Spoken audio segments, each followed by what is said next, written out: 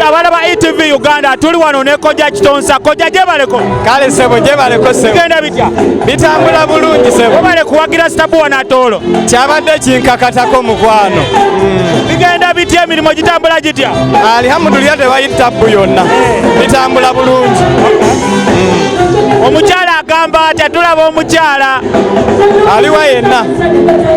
Grace Khan. Ya Grace Khan wali talina tabu. Obale mulaga mukwa. Byonna simu. Nakuteekamu ssente ekintu ekituta ku level ndala. Ekyo kye kisinga obukulu. Ekyo kye kisinga obukulu. Bino eby'omukwano toyinza kubeera na muntu n'omwagala nga si mukwano gwo. Ate engeri gy'oliko Kojja ndowooza kisukka. Obukugu bwe buli awo. Obukugu buli awo. Genza muwe ku magezi. Ayiga okwagala. Ayiga okwagala. Oba gyewuwo mubangulire omubangule. Era oyo mutabani wange akimanya ateekwa okugyawo.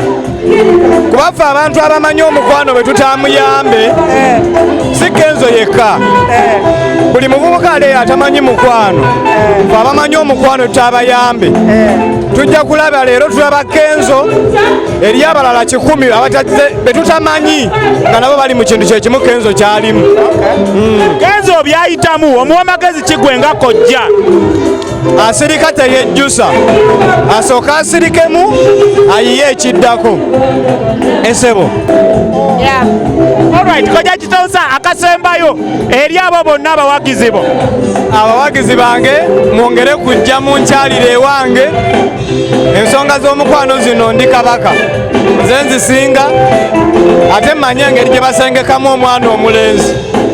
Mulimu ebintu byandaba mu ggwanga ebitambula nga bisaana ffe naye ng'abantu abamu babyesibyeko nga ze bateekeddwa bikola.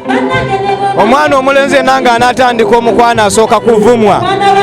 Kati mujje mbavume mutuuke mu malya ge mugendamu nga mmaze obbavuma tekyali bivumo bibayigula matama. Kyekyokka kye nnyinza obbagamba mpozi n'okwagala omuyimbi Grace Khan muwagire mumwagale ne music wa Uganda okutwaliza awamu. Esebo. Alright, abalaba ETV Uganda bwe tubadde. Thank you so much.